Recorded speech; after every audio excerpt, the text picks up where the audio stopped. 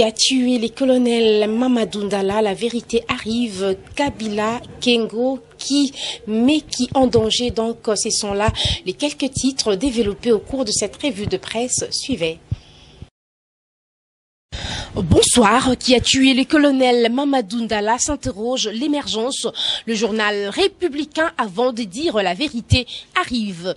Dans son argumentaire, les tabloïds écrit la vérité, rien que la vérité, c'est ce que réclament les Congolais maintenant que s'ouvrent les audiences du jugement sur l'assassinat de cet héros national. Ce sont les juges de la Cour militaire opérationnelle du Nord Kivu qui siégera en chambre foraine dans cette affaire. Mamadou Ndala, renseigne le tabloïd.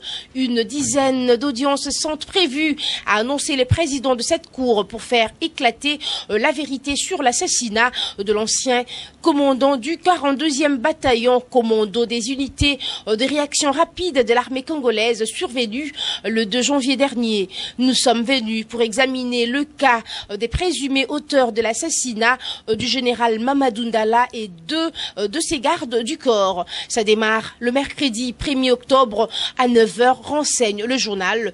Nous avons prévu 18 audiences pour que toute équivoque soit levée à la fin, a déclaré à la presse le président de la Cour militaire opérationnelle du Nord Kivu, le colonel Joseph Mukako.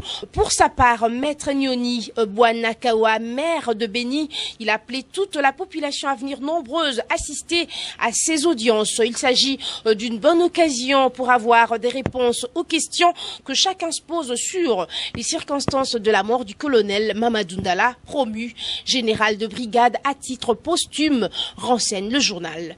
La population qui s'est posé autant de questions autour de la mort de Mamadou Ndala, qui était devenue presque une énigme, et appelée à venir assister massivement, a dit Nyoni Bouanakawa.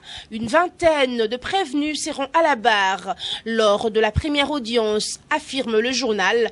Ainsi renseignent les sources judiciaires. Dans ce nombre, on retrouve 8 civils, 4 officiers supérieurs des forces armées de la RDC, FARDC, 2 anciens gardes du corps de feu Mamadou Ndala. L'opinion espère voir la vérité sur cette affaire éclater au grand jour pour que la mémoire de ce brave enfant du pays soit honorée comme il faut, chute l'auteur de l'article.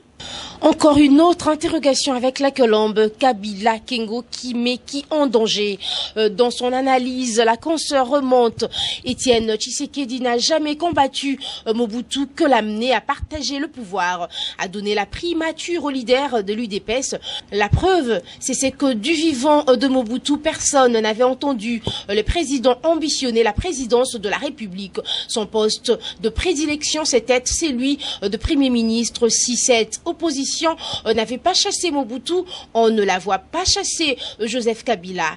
Si l'opposition par contre aboie comme le chien qui a peur et croit faire peur, elle a raison, car il y a une chose qu'on ne dit pas souvent, c'est que menacer le chef de l'État actuel et espérer faire de la majorité ce qu'on avait fait à Lumumba et à son clan politique, on doit apprendre à avoir la tête sur les deux épaules. Si donc la rumeur sur les menaces contre Kengo ou autres kidams du genre est la guerre, l'opposition a tort de croire la gagner par des incitations. Reddition des comptes, les députés découvrent des cadavres dans les placards, renseigne le Phare, avant de s'exclamer des millions pour l'opposition, mais qui les a touchés, s'interroge le confrère, et de répondre, réponse ce matin au Palais du Peuple. Le débat sur la reddition des comptes du budget 2013 à la plénière d'hier, jeudi 2004 à l'Assemblée nationale, a fait couler beaucoup de salive et d'encre. Après les explications fournies par le ministre délégué auprès du Premier ministre Patrice Kitebi, les députés ont décelé des cadavres dans les placards. Donnant le temps, Jean-Lucien Boussa n'est pas allé parler d'eau de la cuillère dans son intervention, dénoncer les détournements des 207 000 $ américains sur 500 000 $ américains prévus au budget 2013 en faveur de l'opposition politique.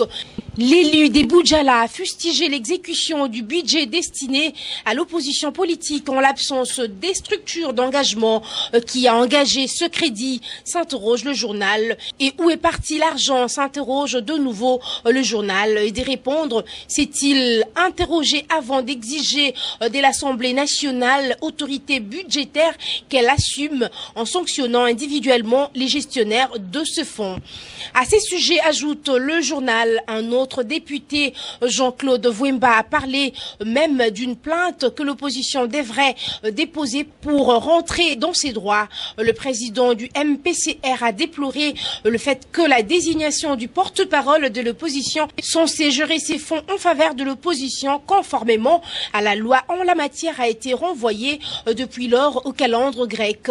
Concernant les autres aspects de cette loi relative à la reddition des comptes présentée par le ministre Kitebi, les députés Jean-Lucien Boussa est revenu à la charge de démontrer chiffres à l'appui la contradiction entre l'accroissement du revenu national et les recettes publiques qui diminuent entre 2012 de 7% et 2013 de 8,5%.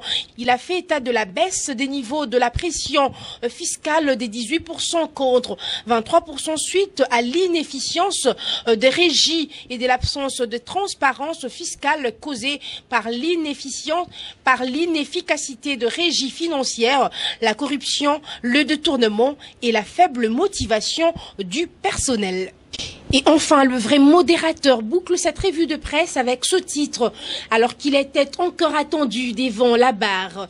Procès du colonel Mamadou Ndala, mort brutale hier du témoin clé. Le journal renseigne le chauffeur du colonel Mamadou Ndala qui était attendu au deuxième jour du procès sur le meurtre du colonel Mamadou Ndala est mort tôt le matin de jeudi 2 octobre. Sur ces sujets, des dépositions vont se poursuivre dans les jours à venir. On s'attend à des déclarations à couper le souffle des Congolais. Le procès vise à élucider les circonstances de l'attentat, les assassins et leur mobile avant de dire devant la cour militaire opérationnelle du Nord Kivu s'est ouvert mercredi 1er octobre le procès de feu colonel Mamadou Ndala dans la ville de Beni. Le premier témoin à passer devant la barre a été le chauffeur du colonel, le sergent Arsène Ngabou Mangouji. Celui-ci est parti se reposer après sa déposition où malheureusement il a eu un mal atroce qui l'a hospitalisé d'urgence dans un centre de santé de la place.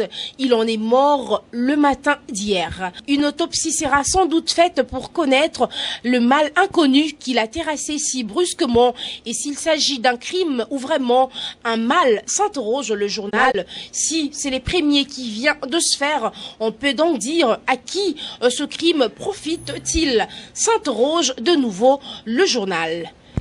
C'est donc tout pour cette revue de presse, mesdames, messieurs, bonsoir.